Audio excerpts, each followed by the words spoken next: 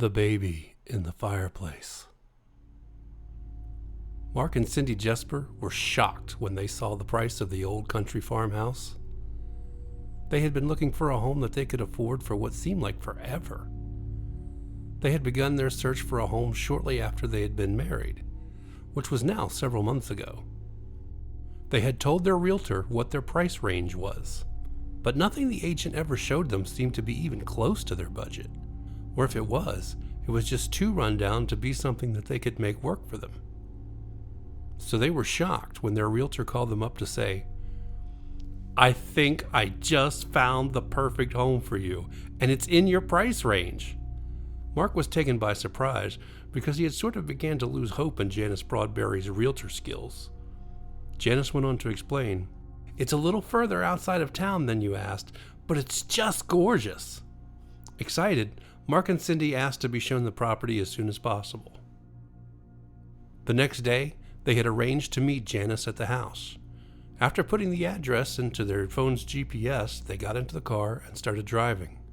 First outside the city of Fairmont, and then out to the countryside. Traveling through tight twists and turns on the single-lane country roads, it made traveling slow. And it made it seem like they were traveling a lot further than they really were. They saw a sign on the road, Hepzibah, unincorporated. As they drove through the old country road, they saw a church and practically nothing else, except trees and almost no houses. "Well, we won't have to worry about having many neighbors living out here," Cindy said. They continued around roads that weaved up and down till the GPS alerted them that they had come to the address, which was nothing more than a dirt private road off of Meadland Road. They turned down the tiny dirt driveway with lined trees on both sides and followed it till they came to a clearing. There, sitting proudly in the clearing, was a beautiful little farmhouse, and beside it an old barn. It sat in a meadow with nothing around it whatsoever. No neighbors, just open countryside and a big blue sky. It was easy to say they fell in love with the house almost at first sight. When they pulled up to the house, they saw that Janice was already waiting for them. As they got out of their car, Janice came out of the house to greet them. Janice asked them enthusiastically, "Isn't it great?" And both Mark and Cindy couldn't have hid their excitement of how much they loved the house if their lives depended on it. "It's fantastic," Mark said. "And this is in our price range?" he asked, almost non-trusting, as if there must be some kind of joke. "It's actually a little less than what you told me your budget was." To this, Mark and Cindy Jesper looked at each other and shared a smile. They toured the house and were surprised that while it was a small house, it seemed a lot bigger on the inside. Mark looked around at the plumbing and the structure of the house. Surely there must be something wrong with a house like this that seemed so perfect and was so affordable. But everything seemed in working order. "Okay, give it to me straight, Janice," Mark said with a somewhat stern voice. "What's the catch? What's wrong with this house?" Janice looked at him and said, "It seems too good to be true, right?" To which both Mark and Cindy answered in unison, "Yes," and they all three laughed. Janice went on to say, "We had our home inspectors come out and check the house from top to bottom, and everything seems in great shape. The title is free and clear, and there's no encumbrances on the title, but..." And then she paused. "There is one thing that might concern you." Mark felt his heart sink instantly until Janice added, "The owners of this house bought it from the family who built this home. They bought it less than a year ago, but they chose to sell it again just a few months later." As she said this, the smile on Janice's face seemed to falter a bit. Cindy had once told Mark in secret that Janice's face was always in a perpetual smile, as if someone had layered her face in shellac, so that no matter what, she always had a big toothy smile for all who looked in her direction. Janice tilted her eyes to the ground when she said this next part. "The previous owners, well, they thought the house was haunted by a ghost." There was a quick moment of uncomfortable silence, and then suddenly, Mark and Cindy burst out laughing, and not just laughing a little, but laughing hard. "Oh, well," Mark said, "I don't think that's going to be a problem," still laughing. "You see, we don't believe in ghosts, fairies, Santas, or mythical creatures. Janice began to nervously chuckle along as if she was struggling to share in the cheer that the Jespers were displaying. "Well then, should we sign the papers and get the sale going?" Janice asked. Mark and Cindy looked at each other and could see the excitement in each other's eyes. Cindy began shaking her head yes, and Mark smiled a smile as big as could be. "Okay," he said, "we'll take it." And just like that, the farmhouse became theirs. It took a couple of weeks for all the paperwork to come through, but soon enough they had closed the deal. Cindy and Mark were now homeowners. No more paying rent. As soon as they could, they rented a moving truck and loaded what few possessions they owned. Since they were still a new couple, they had very few things to fill the truck up with. So with just the help of a couple of Mike's high school pals, they had everything in their single-bedroom apartment loaded onto the truck and unloaded into the farmhouse in less than 6 hours. The two of them beamed with pride over their new home. It was the picture-perfect home both of them had always dreamed of. It had a nice large kitchen, a dining room, one really large bedroom, and 2 smaller ones. It had a neat bathroom that had an old-fashioned iron-claw tub, and the living room, the heart of the house, had a massive picture window on one side, and on the other side, a giant stone fireplace. While the living room was the focus of the whole house, that fireplace was certainly the heart of it. It was an amazing rustic hand-built structure, a custom job for sure, made with smooth stones that looked like they were each hand-carried here to the house by nearby Valley Falls, a nearby park where flowing water from the Tigert River turned all the rocks into a smooth-as-butter surface. Cindy stopped to tell Mark, "You know, I love that fireplace. It's my favorite part of this old house." Mark took a moment to adore it himself. "It's a good thing," he added, "because this house has no furnace, and when the winter time comes, that fireplace is going to be the source of our only heat." She giggled at this. "That's great. I can just see you out there chopping wood for the fire to keep us both warm and cozy." They both shared a smile and felt endeared by each other. He put his arm around her, and he pointed to the direction of the picture window. The leaves were almost starting to turn the colors of fall.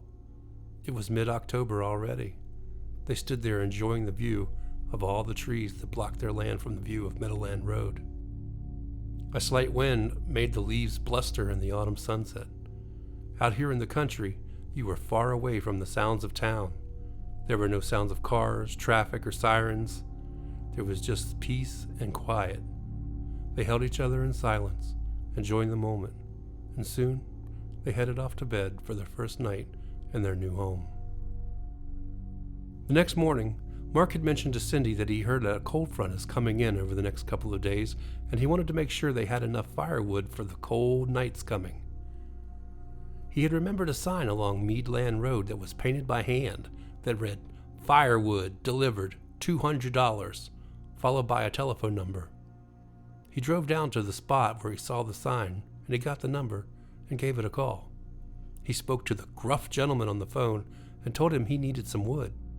And the man told Mark that as long as he handed him the cash up front, he could have it there in a couple of hours. Mark said he did, and just as the firewood man had said, he showed up and delivered the wood as promised. Mark had noticed there was an old axe in the barn. It had to be 100 years old if it was a day. He held it with both hands and felt its weight, its long wooden handle, smooth as a baby's skin, a dark wood. He admired its grain and thought of how well it was crafted. At the butt end of the handle, carved and burned into it with deep, dark, bold letters, was the name George. Mark laughed at this and said, "I guess your name's George." "Hi there, George. I'm Mark." But there was no reply from George, only the serene quiet of the West Virginia countryside. Mark decided to break up several smaller pieces of wood to help start a few fires. It felt good, Mark thought to himself, as he split log after log. It felt like a great accomplishment. To swing the axe, split the logs, and know he would be keeping his family warm. There was something about that ritual that seemed a lot cleaner than simply turning up an old plastic thermostat to get heat, like the one that was mounted on the wall of their old apartment. After a couple of hours, Mark had a nice pile of smaller chunks to help get a tiny fire built into a bigger one, should they need it. And it was a good thing, because almost as if on cue, as Mark was finishing up the last few cuts, a gust of wind blew up through the clearing in the trees and it smacked right up against Mark, and it was cold. He entered the house and with him brought an armful of kindling and logs, then went back out and returned a few more times, making sure they would have ample supply for tonight when they would need it most. And as the day moved on, the sun started to set and it began to feel cold in the house. It seemed like the living room itself was the coldest room of all, and that's the one where they spent the most time, watching TV or using their laptop. Mark decided he would get started building a fire. It took a while to get a fire going, but Mark noticed that much like chopping wood, there was also a lot of satisfaction to starting and minding a fire. The wood popped sometimes and cracked, sending hot splatters inside the fireplace, which looked like miniature fireworks. Cindy stated, "Oh, I love a real fire. It's so cozy and warm, and it's so much more interesting to watch than with the junk that's on television." Mark replied, "Yeah, it's like being transported back to a simpler time." The fire warmed the whole house up. They both just sat there on the couch looking at the fire, sitting close to each other. There was no need to turn on a lamp. The glow from the fireplace illuminated the room with a golden flicker that was so pleasing. The two of them sat there side by side, sitting close to each other, till eventually they fell asleep on the couch together. At first, sleeping sitting up, eventually him putting his head down on the armrest and her spooning with him, both of them facing the fireplace. At first, Cindy thought she was dreaming. In the dream, she could hear someone crying. No, not just someone. Some child was crying. A very young child. In her dream, she asked, "Where are you?" But all she heard back was more crying, and then faintly, "Help me. Please help." And then again, "Help me." Then louder, "It burns. Help me." Then screaming, "Help me! Help me! Help!" And suddenly Cindy awoke abruptly, making a startled sound and almost falling off the couch. Mark stirred behind her and began waking up. "Cindy, what's wrong? Why are you yelling?" And then a sound that seemed like it was coming from the depth of the entire house blasted out, "Help me, please! I'm burning! Help! Help! I'm burning!" This drove Mark to full alert, and now both he and Cindy were sitting bolt upright, their hearts racing in their chests. "Who said that?" Mark asked sternly. Cindy asked him nervously, "You mean you heard it too? I thought I was dreaming." "Yeah, I heard it, I think. I was asleep, but it sounded like someone was yelling for help." They both looked at each other, and then Cindy called out, "Is there someone in this room with us? Do you need help?" Mark and Cindy waited and listened, but the only sound they heard was the crackling of the fire. Then Mark called out, "If there's someone in here, let us know right now." But no one answered. They both got up, turned on the lights, and walked around the house looking to see if someone was inside the house, calling out as they turned each corner and entered each room. After entering the final room at the far end of the house, Mark was about to give up and chalk it up to his imagination when suddenly, "Help me, please, please help me." Only this time, it seemed far away, possibly even whispered. "Who said that?" Mark asked the empty room, and then again, also quietly, "It burns. It burns so bad. Make it stop, it burns." A chill ran through Mark's whole body.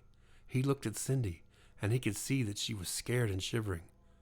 The voice continued as they walked back to the living room, where it seemed to get easier to hear as they got closer to the room with its big giant fireplace. "Please make the fire stop. It burns." Mark and Cindy walked slowly up to the fireplace. inching bit by bit, looking at the flames jumping and the small embers rising up the chimney. As they got close, Mark picked up the iron fire poker that was hanging from a hook next to the fire. He pointed the poker into the fire and pushed one of the red-hot logs deeper into the fire. "It burns!" screamed the voice, scaring both of them as they recoiled. "Please help! Make it stop!" Cindy looked at Mark and her jaw was quivering. She looked at him dead in the eyes and asked, "Could this be the ghost that Janice told them about?" He answered in an exasperated tone, sighing, "There's no such thing as ghosts, Cindy. That stuff's all make-believes. I'm not sure what's going on here, but it's got to be some kind of prank or some—" "It burns! Make it stop! Make it stop, please! Help me!" This scared both of them so bad they both flinched and stepped backwards, hitting their calves on the edge of the couch as they both fell back onto its thick cushions. Cindy grabbed Mark's hand and said, "If it's not a ghost, then what is it, Mark? We looked all through the house. We found no one hiding here.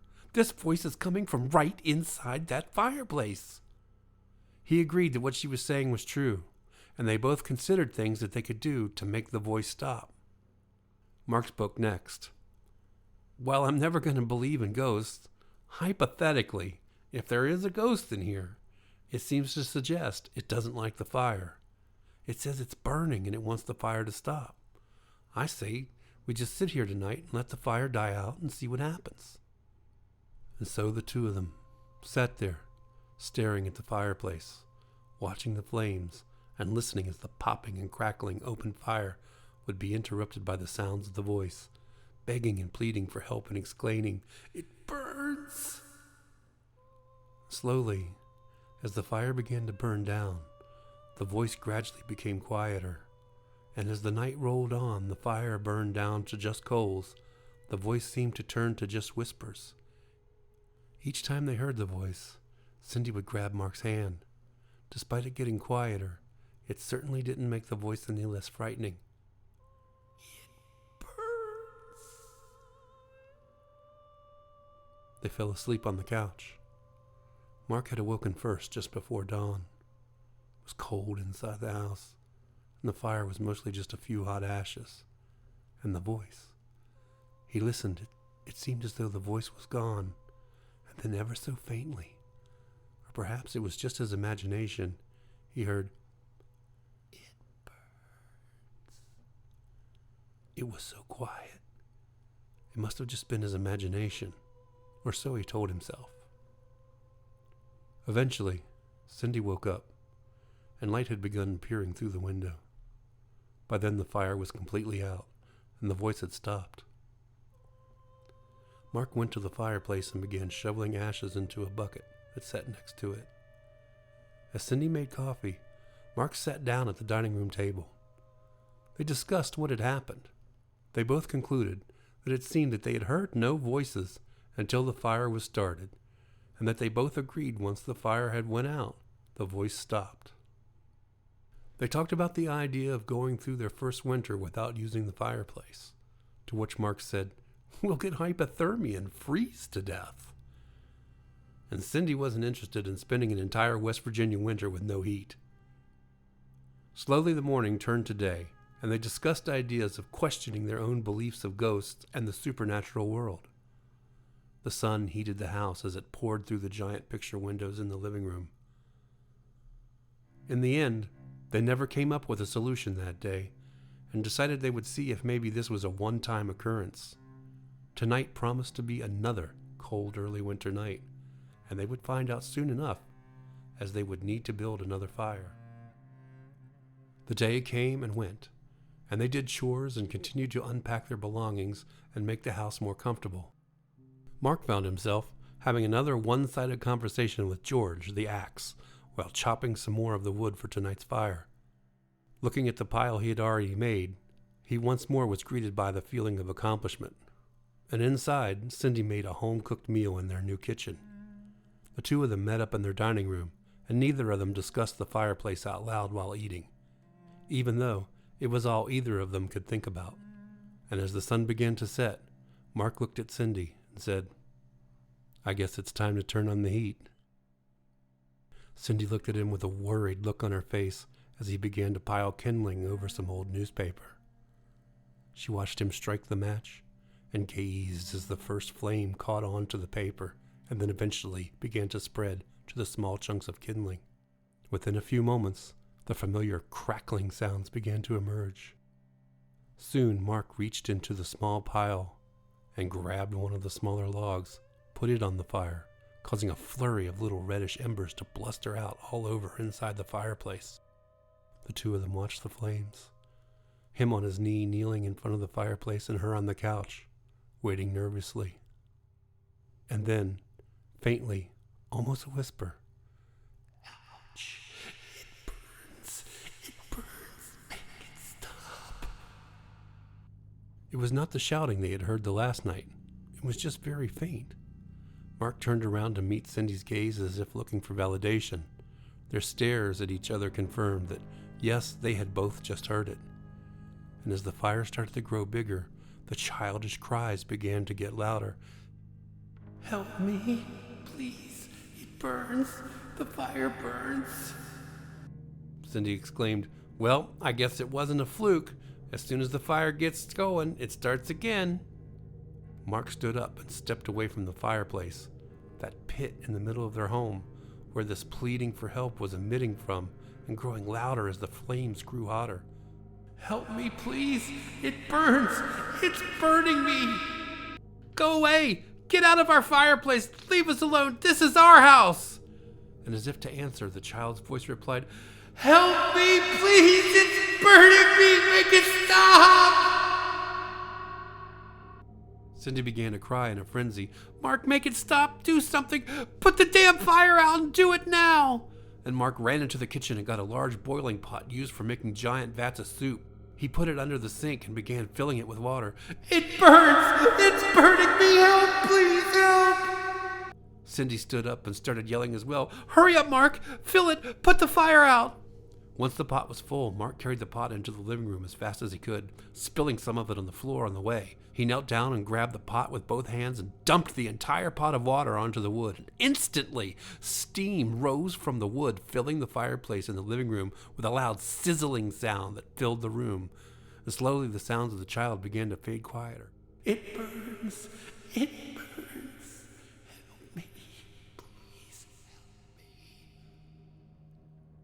The pleas from the childish voice soon faded to nothing as the fire went out and the cold immediately began to engulf the room. All was quiet. Both of them sat there next to each other on the couch in silence, waiting and listening, until Cindy spoke first. "Mark, we still have 2 months left on our lease at the apartment. I think I'm too scared to stay here tonight, and I'm so cold. Can we just pack a few of our belongings and our sleeping bags and go spend a night or two in our old apartment until we can think of what to do?" She looked at him with eyes so sad and full of fear. And if Mark were to be honest with himself, he felt every bit as lost and as scared as her gaze. He quickly replied, "Sure, honey. Let's pack a few things. Let's do that right now." Together, they quickly threw some essentials into their only suitcase, grabbed their phones, and headed back to Fairmont, to their old apartment on Vermont Avenue, where the safety of the plastic thermostat on the wall would offer them some heat. The next morning, when Mark woke up, he gave a call to their realtor, Janice. He had so many questions about the house, and when she answered, he asked her if she knew anything about the history of the house. She stated that her company had listed the house 2 times on the market. The first time for the original family who built the house. The second time for the people who purchased it and then quickly sold it to Mark and Cindy. He reminded her that she had mentioned the house was haunted and that he thinks he and Cindy might have heard something in the house. Janice got quiet for a moment. There was a long silence on the phone. Then suddenly she asked, almost in a whisper, "You mean the baby in the fireplace?" Mark angrily replied, "You mean you knew about this all along?" And Janice's defenses went up, ready for battle. "Why, yes, I told you that the last owners claimed the house to be haunted. I told you right up front." Mark realized he couldn't argue with her there.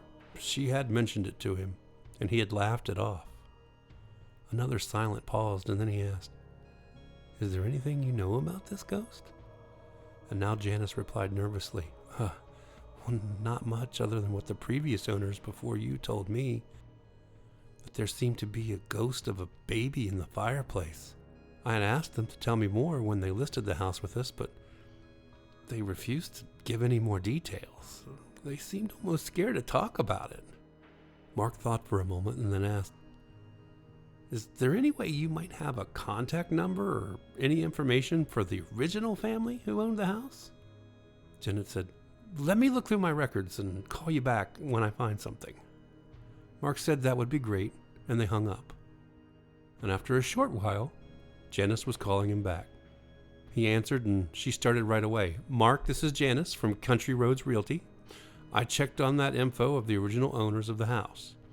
I have the telephone number of the woman who sold the house. She is the daughter of the man who built it. Would you like me to give it to you?" To which Mark answered, "I sure would." She gave Mark the number, and after a few pleasantries they hung up, and he looked at the digits he had written down with the name Samantha Stackhouse.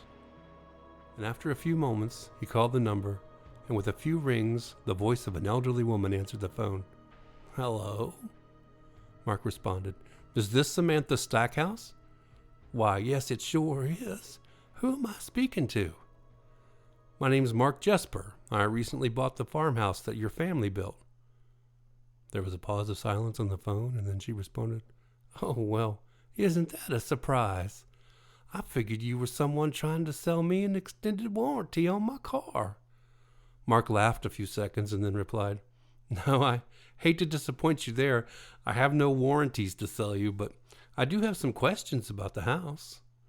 "Well, I'm not sure if I can help you, but I haven't had company here for many years and have always enjoyed talking to someone. What is it you'd like to know?" "I want to know about the baby in the fireplace." Mark listened, and Samantha muttered one word, "Oh." At first, there was nothing but quiet. Then there was mutterings of what sounded like crying. Yes, after a few moments, that's exactly what was happening. Samantha Stackhouse, a woman whom he had never met, was crying on the phone as he listened. And after a few sobs, she answered, "I haven't thought about that in a long time. And to be honest, mister, I wish you had not asked me about it. I spent my whole life trying to forget about it." Mark apologized for upsetting her, and then he asked, "So you know the voice I'm talking about then?" And she answered quickly and sternly, "Well, of course I do. That voice belongs to my baby sister." This time it was Mark's turn to turn silent on the phone. The last part confused him a bit.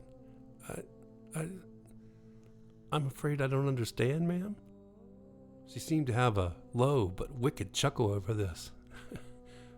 "Mr. Jesper, I'm 83 years old. For the past 10 years I've lived here in this nursing home. All my kin are dead, and I haven't had one visitor come see me the entire time I've been in here.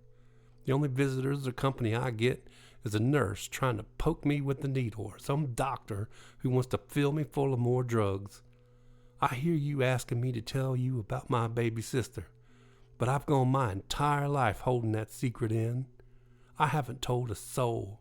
I've kept it to myself. And at this point, I'm eating up with the diabetes and arthritis. I can't get up and walk on my own. The story of my sister is the only story I have left to tell in this world.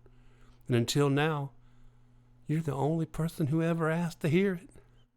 Mark took all this in, unsure of what to say to all this honesty laid out by a stranger on the phone. "So, Mr. Jesper, I'll make a deal with you." Mark was a little taken aback by this woman's quickness to make a deal over the phone. He answered, "Okay, I can make a deal. What are your terms?" And to this, she seemed to let out a laugh. Oh, here it is. They got me on this special diet, and I ain't allowed to eat nothing that isn't approved by them doctors from up in Morgantown. It's the nastiest, most bland, sloppy, and tasteless food you can ever imagine. I'm not allowed to have any sugar of any kind, you see. I'd give anything if I could just have a Three Musketeers candy bar, just like the ones I ate when I was a kid. We used to get them at McCrory's dime store in Grafton.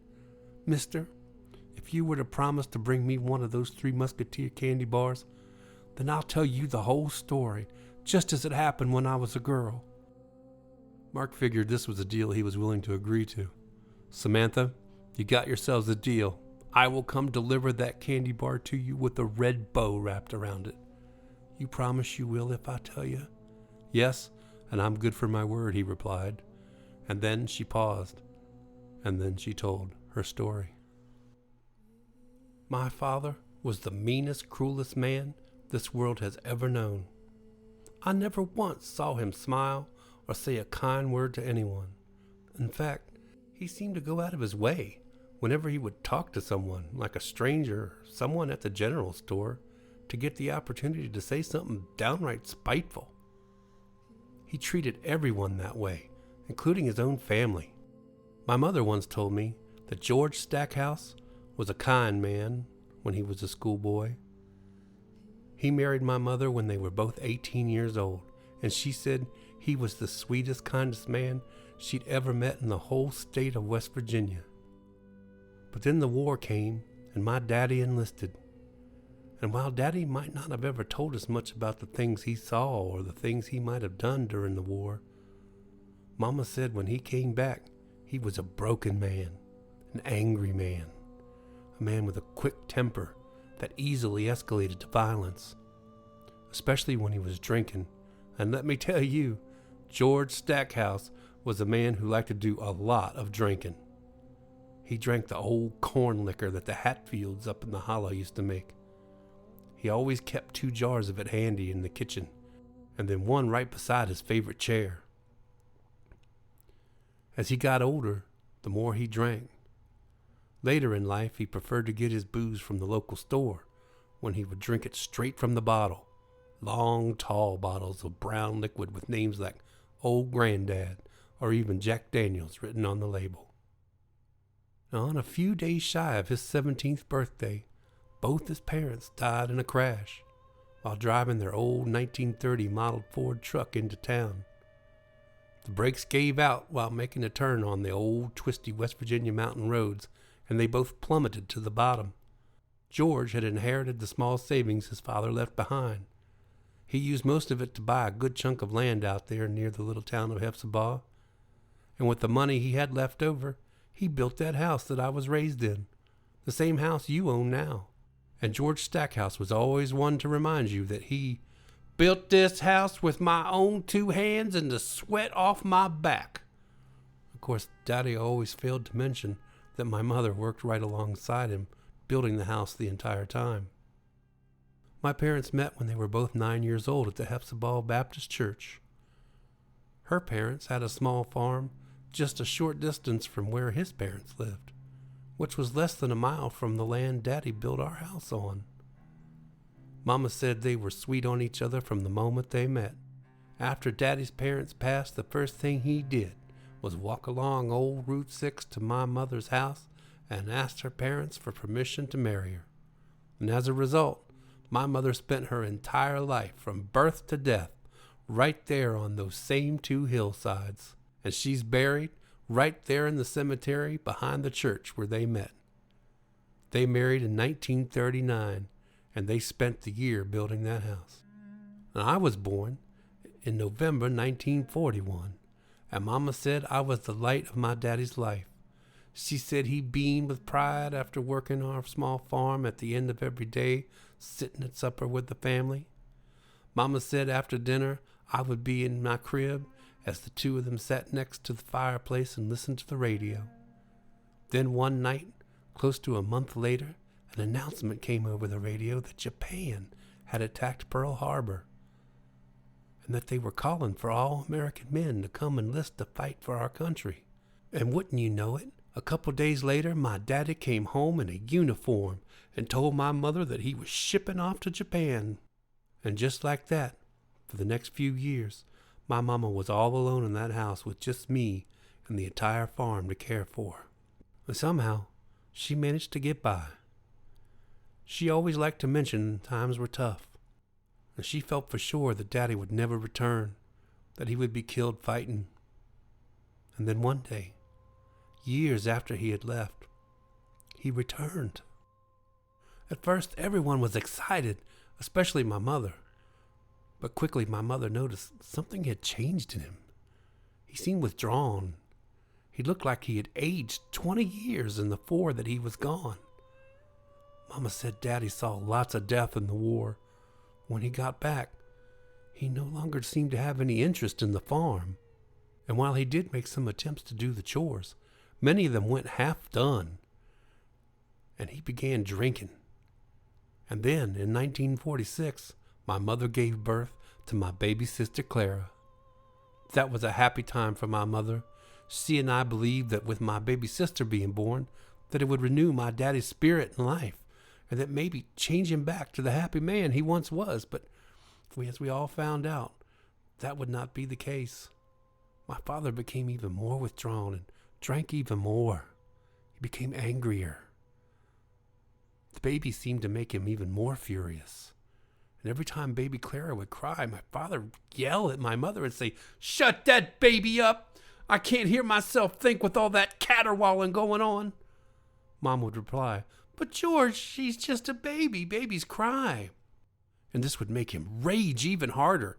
A couple of times I even saw him smack my mother and state, "Don't you backtalk me. Now get that child under control."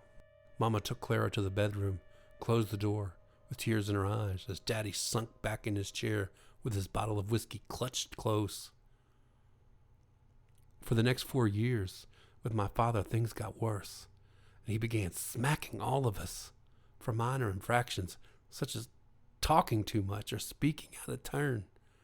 Sometimes he hit Mom really hard for things like corn being cold with that night's dinner. Daddy had become a tyrant, and he never knew what was going to set him off next.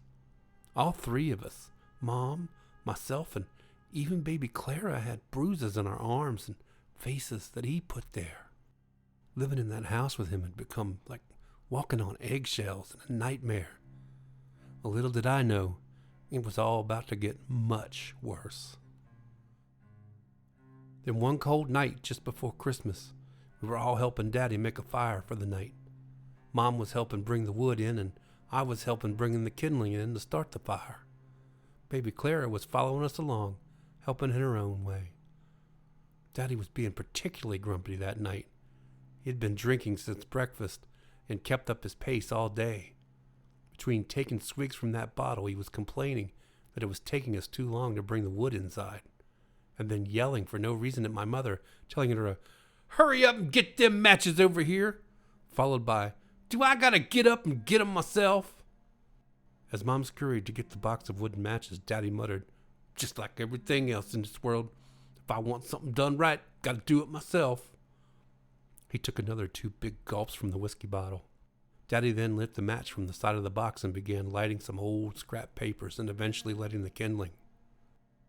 As we all gathered around behind Daddy, we began to feel the warmth of the flame, and just in the nick of time, it was starting to get really cold. We all stood there and watched the fire grow, and Daddy took another giant swig from the bottle. As the flames grew and grew, Daddy put a full-sized log on the fire, then a second. We were all starting to feel the entire house warm up, and Daddy set his whiskey bottle down on the floor, and then it happened. Daddy looked at baby Clara and said, "All right, useless. Why don't you do something for once and hand me that log over there behind you?" Baby Clara looked at her father and turned back to the log, and she slowly turned around and picked the log up with both her little hands. It seemed to weigh too much for her, but bless her little heart, she was using all her might to lift it for her daddy. As she pivoted around, and it was clear the log was way too heavy for her, and she dropped the log, and wouldn't you know it, it landed right on Daddy's bottle of whiskey, knocking it over and spilling the brown liquid all over the floor. It took Daddy a moment to realize that it was happening, and then he screamed and stood up with a speed I'd never seen from him before, and he screamed and shouted at Clara and backhanded her. The child fell back onto the floor and began to cry and wail as my mother grabbed Daddy by the arm and she yelled at him, "George Stackhouse, don't you dare touch that child!" And as if by reflex, my father smacked my mother right in the face and then shoved her down to the floor.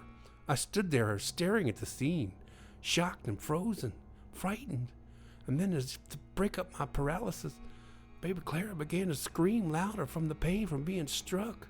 This caused Daddy to rage even harder, and he demanded, "Woman, I told you to shut that baby up. I'm sick to death of all that screaming and caterwauling, and you gotta get that kid under some control." And as if to answer, baby Clara belted out again, more wailing. My mom, also in shock, just looked at Daddy as if scared or in disbelief, and baby Clara kept on screaming, and Daddy began screaming in unison, "I said shut up, shut up, shut up, shut up, shut up, shut up." And his screaming caused the baby to keep screaming, and then Daddy reached over in a fit of rage and grabbed Clara by the arm, and he yanked her up and lifted her right off the floor and into the air. And in the same motion, he seemed to spin her around in the air and shouted, "I said shut up, shut up, shut up!" And with all his might, Daddy swung baby Clara hard against the brick fireplace in her head, and her shoulders made a hard thump sound as she connected with it. Mom and I both screamed out, and then Daddy lifted her up again and this time swung her whole body by the arm in the opposite direction till he spun her around and once again slammed her entire tiny body against the brick.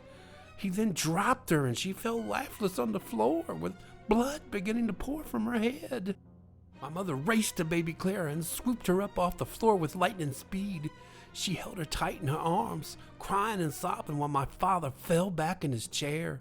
He was leaning down to retrieve the mostly empty whiskey bottle off the floor as my mother laid Clara on the floor again.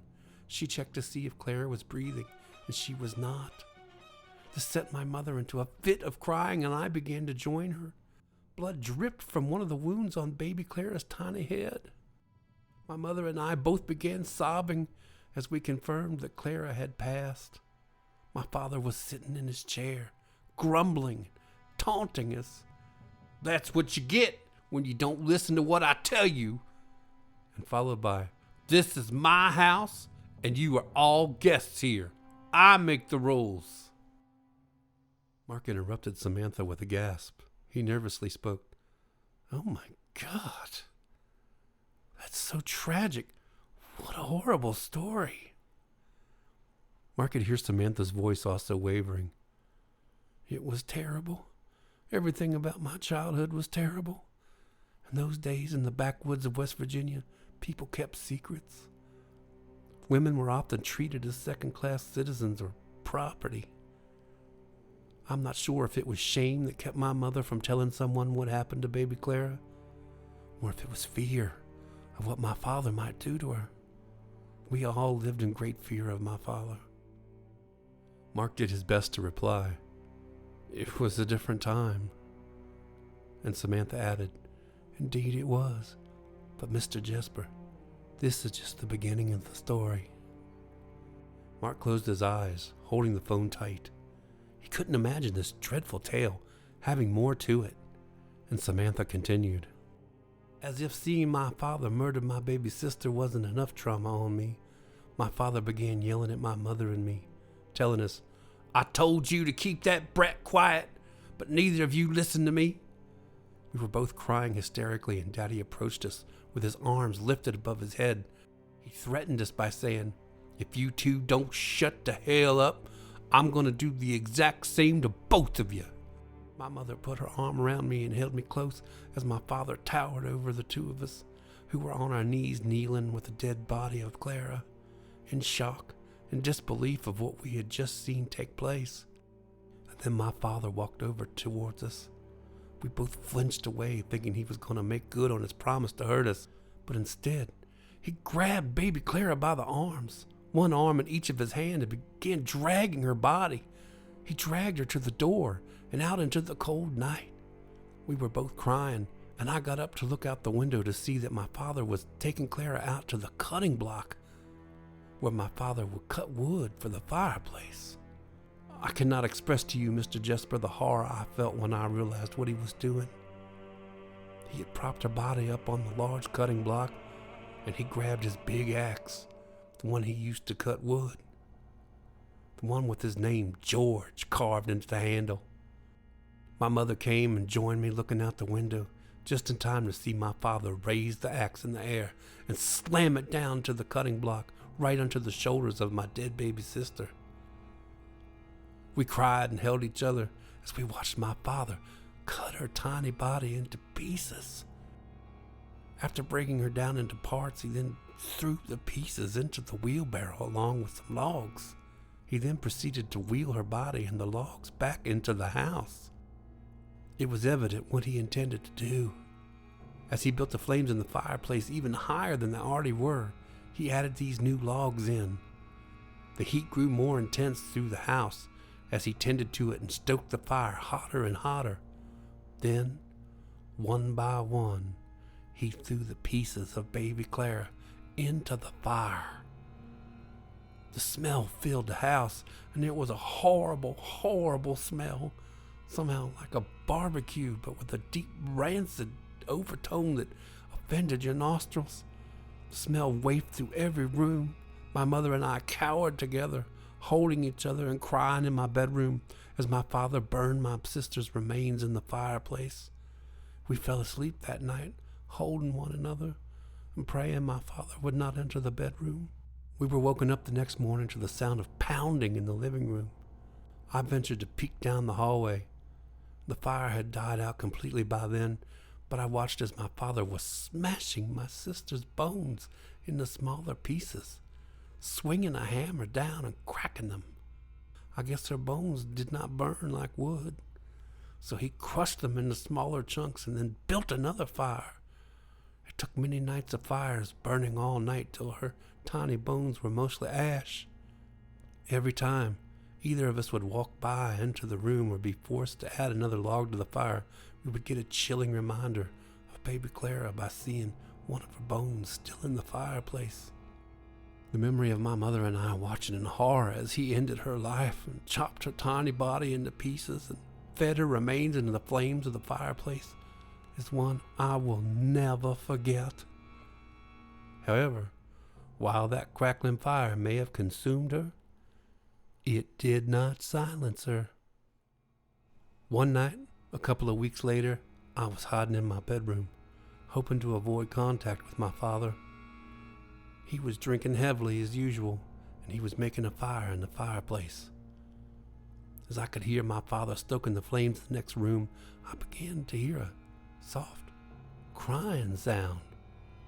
At first it startled me. I thought it was an animal crying in pain. But as the minutes grew on of my listening for the sounds, I recognized the sounds clearly. It was the sounds of my baby sister Clara. She was crying, and the sound was coming from the living room. I jumped off my bed as quickly as I could. Hope had filled my heart like nothing I'd known before, and maybe this had all been a nightmare. Maybe all of this was my imagination and that baby Clara was still alive. But as I drew closer to the room, I heard the crying getting louder, and I looked in the fireplace and I saw my father there, bent down, adding wood. He had a bewildered look on his face, and suddenly, without warning, the voice of baby Clara rang out from the fireplace. "It burns! Stop! The fire burns!" I froze there in shock as my father yelled out, "Who said that?" But he was only answered by the sound of crying from the fireplace. My father became enraged, and he began roaming through the halls of the house, yelling and demanding the voice stop. But as he looked from room to room, there was no one in the house to be found, only the sound of the fireplace, the sound of baby Clara crying and pleading out to put the fire out. I ran to my room and hid my face under the pillow, trying to stop the sound in my head of baby Clara. But as the fire burned higher, the cries grew louder, more insistent. I laid there struggling to fall asleep. And as the night passed on, the fire dimmed down, and as the flames grew smaller, the cries grew quieter, till eventually I was able to block the sounds out and fall asleep By the next morning, the fire had died out, and so did the cries of baby Clara. And from that night on, every time a fire was lit to warm our home, the ghostly cries of Clara filled the room. "It burns!" she would scream, her voice echoing through the walls, piercing my ears and my soul. The flames danced with malevolent glee as they burned down to ash, and her screams would fade into a haunting silence. But the silence was never relief. It was a reminder of the horror that would return with the next fire. For years, those cries tormented me.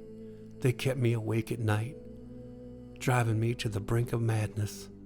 I tried everything to block out that sound, stuffing my ears with cotton or covering my head with pillows, even praying for those voices to stop, but nothing ever worked. The cries were relentless, a constant reminder of the tragedy that had unfolded before my very eyes. And as the seasons changed, so did my dread. I feared the arrival of fall, knowing that the cold would force us to light the fireplace once more. And each year I counted down the days until spring, when the warmth of the sun would finally allow us to let the hearth go cold. Spring became my sanctuary, a brief respite from the torment that waited me each winter. And when I turned 17, I saw my chance to escape. I married the first boy who showed me kindness. Desperate to leave the house that had become my prison, I left behind my father and the screams that haunted my nights, hoping to find peace in a new life. But even now, as an old woman, the memories linger. The cries of my baby sister still echo in my mind, a ghostly reminder of the horrors of my childhood. I like to remind myself that the cries of Clara from the fireplace also haunted my father, the man who killed her. Despite of how her cries tortured me, it drove my father into utter insanity. And after my mother died, he was all alone in that house, tending to the fires, while baby Clara yelled at him night after night, crying as loud as she could, till the day he too died, right there next to the fireplace in his chair, with a bottle of old Granddad in his hand. Once he passed, I inherited the house, but I never went back there. I never wanted to have those memories flood back into my head, nor did I ever want to hear the sounds of baby Clara crying from the fireplace. Weeks passed after Mark had spoken to Samantha Stackhouse on the phone that day, and the Jespers decided to upgrade the new home they had just purchased. They were able to plead with their bank and hired a contractor to remove the fireplace from the house. It was retrofitted with a brand new propane heating system. The job cost a fortune, but with the money the Jespers had saved on the price of the house, they still made out better than they had initially planned. Now, when the West Virginia winters come to Hepzibah and the chill begins to envelope the house, a simple knob on the plastic thermostat attached to the wall ignites a furnace. In mere seconds, the house becomes warm. No more fires are required to heat the home. A brick mason was called to block over the fireplace with bright red bricks, making sure that no fires would ever be lit in it again. Soon after, Samantha Stackhouse got a package in the mail. Inside the package was a cheerful blue box with a big red ribbon on it. She shook the box and listened, trying to guess what was inside. Who would send me a present, she wondered. She carefully removed the bow and opened the box, and inside were several king-sized Three Musketeer bars. Excitement washed over her as she reached in and grabbed one. These were contraband here at the Marion County Genesis Home for the Aging. She quickly hid them to make sure none of the nurses would find them, but not before ripping the wrapper off and biting into one with the gusto of someone who might have just won the lottery.